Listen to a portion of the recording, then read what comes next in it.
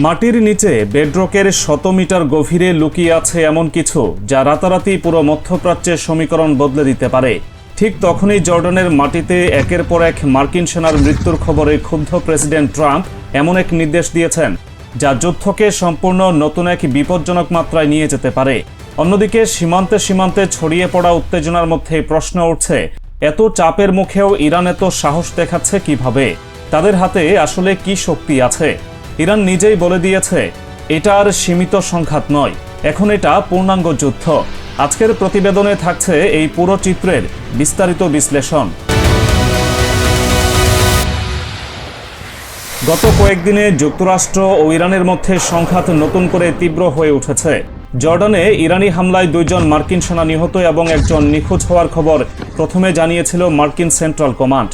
পরে সেন্টকম নিশ্চিত করে নিখোঁজ ওই সেনার মরদেহ একই স্থানে পাওয়া গেছে এবং তিনিও মারা গেছেন।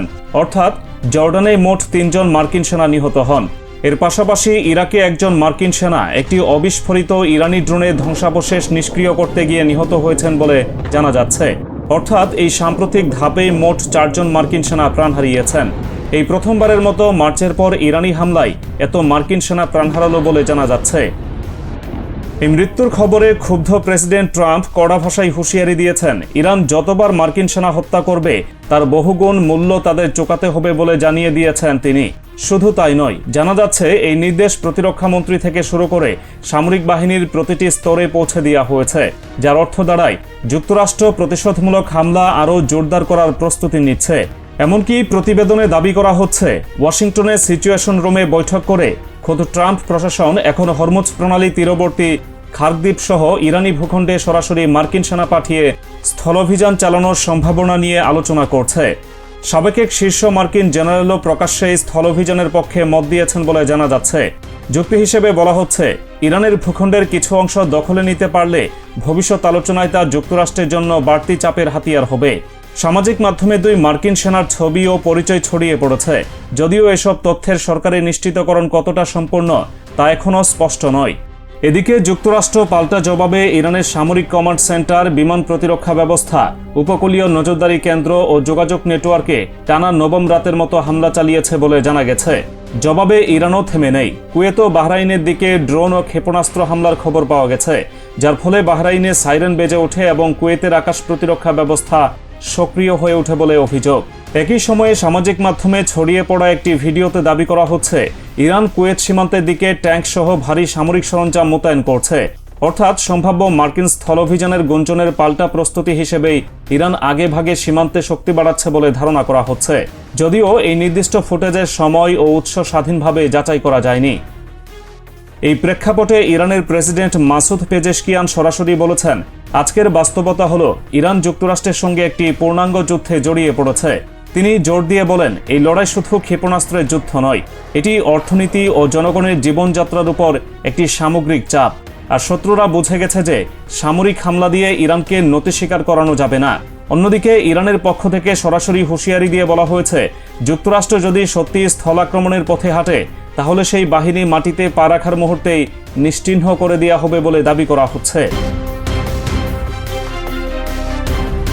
এবার আসা যাক দ্বিতীয় বড় খবরে। ওয়াল স্ট্রিট জার্নালের প্রতিবেদন অনুযায়ী ইসরায়েলি গোয়েন্দা তথ্য বলছে, নাতানজের কাছে অবস্থিত পিকেক্স মাউন্টেন নামের এক অতি সুরক্ষিত ভূগর্ভস্থ স্থাপনা টানেলে ইরান হাজার হাজার সেন্ট্রিফিউজ সরিয়ে নিয়েছে।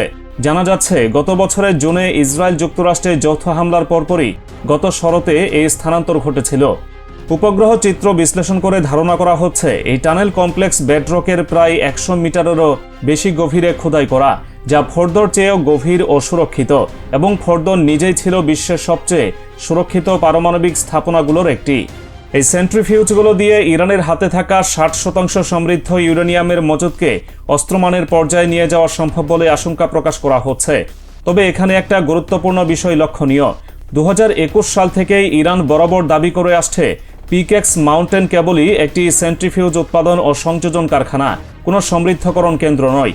পশ্চিমা গোয়েন্দা সংস্থাগুলো এই দাবি নিয়ে সন্দিহান হলেও এখন পর্যন্ত এই স্থাপনা কখনোই সরাসরি হামলার শিকার হয়নি। গত বছরের 12 দিনের যুদ্ধেও না, আর চলতি বছরের ফেব্রুয়ারি থেকে শুরু হওয়া সংঘাতেও না। প্রতিবেদনে আরও দাবি করা হয়েছে ইসরায়েলের প্রধানমন্ত্রী নেতানিয়াহু ট্রাম্পকে রাজি করানোর চেষ্টা করছেন, যাতে যুক্তরাষ্ট্র আবার বড় আকারে ইরানে হামলা চালায়, বিশেষ করে পিকেক্স মাউন্টেনে। জানা যাচ্ছে ট্রাম্প নিজেও বলেছেন যে যুক্তরাষ্ট্র এই স্থাপনায় হামলার জন্য প্রস্তুত, কিন্তু বিশ্লেষকরা বলছেন বাস্তবতা ভিন্ন। এই স্থাপনা এতটাই গভীরে যে সবচেয়ে আধুনিক বাংকারভেদী বোমা দিয়েও একে ধ্বংস করা কার্যত অসম্ভব বলে মনে করা হচ্ছে। এমনকি ফোর্দোর উপর হামলার পরও সেই স্থাপনার প্রকৃত ক্ষতি কতটুকু হয়েছে তা নিয়ে এখনও নিশ্চিত তথ্য নেই।